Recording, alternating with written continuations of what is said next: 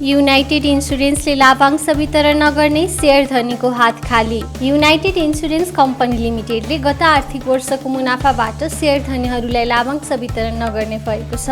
कम्पनीको चैत 20 गते बसेको सञ्चालक समितिको बैठकले गत आर्थिक वर्षको वित्तीय विवरणहरू पारित गरी बीमा समितिमा पेश गर्ने निर्णय गरेको छ। साथै सोही बैठकमा आर्थिक वर्ष 77-78 मा कुनै पनि लाभांश वितरण नगर्ने निर्णय गरिएको हो। कम्पनीले आर्थिक वर्ष 72-73 यता हालसम्म कुनै पनि वर्ष लाभांश वितरण गरेको छैन।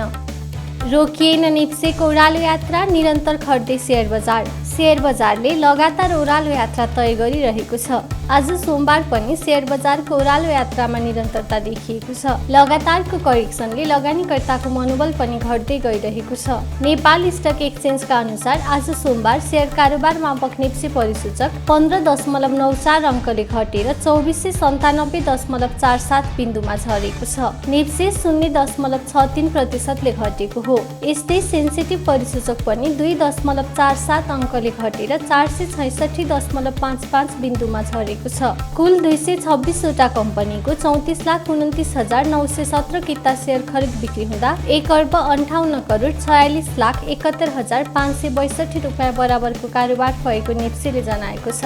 स्टकका अनुसार कारोबार भएका कुल 13 उपसमूह मध्ये आज सबै उपसमूहको शेयर घटेको छ। सोमबार इमर्जिङ नेपाल कम्पनी लिमिटेडको सर्वाधिक कारोबार भएको छ। कम्पनीको 6,39,15,000 रुपियाँ बराबरको कारोबार भएको हो। आज पनि राष्ट्र उत्थान लघुवित्त वित्तीय संस्था लिमिटेड र नेस्टो समृद्ध लघुवित्त वित्तीय संस्था लिमिटेडको शेयर मूल्यमा सकारात्मक सर्किट लागेको छ। यस दिन सिटिजन्स म्युचुअल फन्ड 2 को मूल्य सबैभन्दा धेरै घटेको छ। उक्त फन्डको मूल्य 5.66% घटेर प्रति इकाइ 10 रुपियाँमा झरेको छ। 2 अर्बले घट्यो निक्षेप, सिडी रेसियो प्रभावित। बैंकहरूको निक्षेप सङ्कलन घट्दा कर्जा प्रवाह स्थिर रहेको छ। बैंकहरूको निक्षेप सङ्कलन घटेपछि त्यसको प्रभाव सिडी रेसियोमा परेको छ।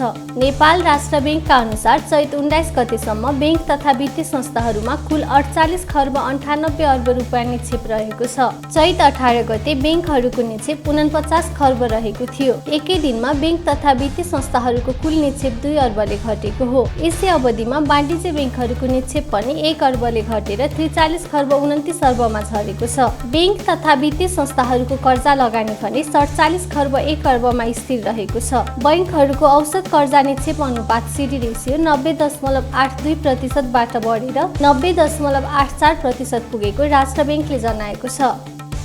भर्खरै आइपिओ ल्याएको ग्रिन भेन्चर्सको शेयर रजिस्टर चयन। ग्रिन भेन्चर्स कम्पनी लिमिटेडले शेयर रजिस्टरमा लक्ष्मी क्यापिटल मार्केट लिमिटेडलाई नियुक्त गरेको छ।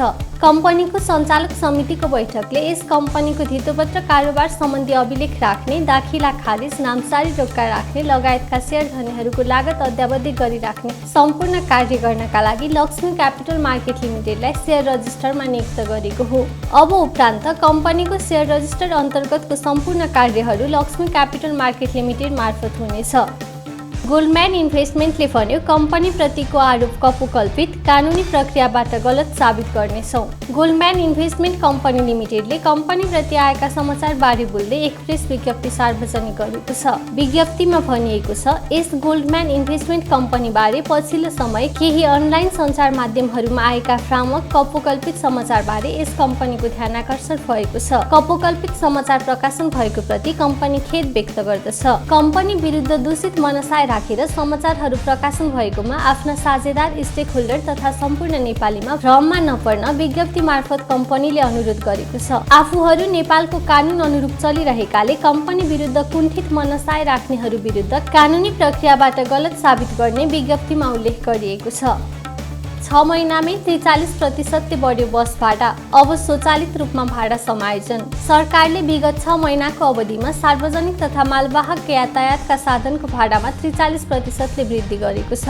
यसरी अस्वाभाविक रूपमा मूल्य वृद्धि भएपछि सर्वसाधारण मारमा परेका छन्। गत असार अन्तिममा 28% सम्म भाडा वृद्धि गरेको सरकारले पुनः 15% सम्म हुने गरी भाडा बढाउने निर्णय गरेको हो। गत असारमा तत्कालीन सरकारले मन्त्री स्तरीय निर्णय गर्दै 28% सम्म भाडा वृद्धि गरेको थियो। करिब 6 महिनाको अन्तरालमा पुनः 15% भाडा वृद्धि भएको छ। यातायात व्यवस्था विभागले आइतबारदेखि सार्वजनिक तथा मालवाहक सवारी साधनको भाडा करिब 6 महिनाको अन्तरालमा दोस्रो पटक बढाएको हो। विभागद्वारा सार्वजनिक गरिएको भाडा दर अनुसार एक प्रदेशबाट अर्कोमा सञ्चालन हुने सार्वजनिक यात्रुवाहक सवारी साधनको भाडा दर 10% वृद्धि भएको जनाइएको छ।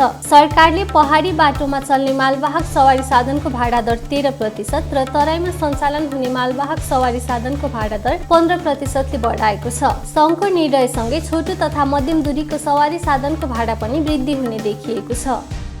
युनिक नेपाल लघुवित्तले एफपीओ निष्कासन गर्ने बोर्डमा दियो निवेदन। युनिक नेपाल लघुवित्त वित्तीय संस्था लिमिटेडले 3,79,425 किता एफपीओ निष्कासन गर्ने अनुमति माग्दै नियामक निकाय नेपाल हितोपत्र बोर्डमा निवेदन दिएको छ। संस्थाले एफपीओ निष्कासन गर्ने अनुमति माग्दै चैत 17 गते त्रिभुवनमा निवेदन दिएको हो। संस्थाले एफपीओ निष्कासन गर्ने प्रयोजनका लागि हितोपत्र निष्कासन तथा बिक्री प्रबन्धकमा मुक्तिनाथ क्यापिटल लिमिटेडलाई नियुक्त गरिसकेको छ। श्रीलङ्कामा आर्थिक सङ्कट, केन्द्रीय बैंकका गभर्नरले पनि दिए राजीनामा। श्रीलङ्काको केन्द्रीय बैंकका गभर्नरले पनि राजीनामा दिएका छन्। बिग्रँदै गएको आर्थिक सङ्कटलाई लिएर देशव्यापी विरोध प्रदर्शन भइरहेका बेला गभर्नर अजित काभ्रालले सोमबार पदबाट राजीनामा दिएका हुन्। यसअघि श्रीलङ्काको मन्त्री परिषदका सबै सदस्यले सामूहिक राजीनामा दिएका थिए। श्रीलङ्कामा पछिल्लो समय चरम आर्थिक सङ्कट देखिएको छ। खाद्यान्न, औषधि जस्ता अत्यावश्यक सेवाको समेत अभाव हुन थालेको छ। देशमा दैनिक 12 घण्टासम्म लोडसेडिङ हुने गरेको छ। आर्थिक सङ्कटको विरुद्धमा सर्वसाधारण नागरिक सडकमा उत्रेपछि कर्फ्यू लगाइएको छ। डेप्युटी गभर्नर बम बहादुर मिश्र भन्छन् जलविद्युत विकासमा राष्ट्र बैंक सधैँ सहयोगी। नेपाल राष्ट्र बैंकका डेप्युटी गभर्नर बम बहादुर मिश्रले जलविद्युत आयोजना विकासका लागि बैंक तथा वित्तीय संस्थाबाट लगानी जुटाउन राष्ट्र बैंकले सहयोगी भूमिका खेल्ने बताएका छन्। हिमालयन हाइड्रो एक्सपोको दोस्रो दिनका छलफल सत्रलाई सम्बोधन गर्दै मिश्र सहितका वक्ताहरूले लगानीयोग्य पुँजी अभाव रहेको भनी पनि जलविद्युत आयोजनामा लगानी जुटाउन कुनै समस्या नरहेको प्रश्न पारेका छन्। मिश्रले जलविद्युतको विकास तथा प्रवर्धनलाई राष्ट्र बैंकले उच्च महत्त्व दिँदै आएको उल्लेख गरेका छन्।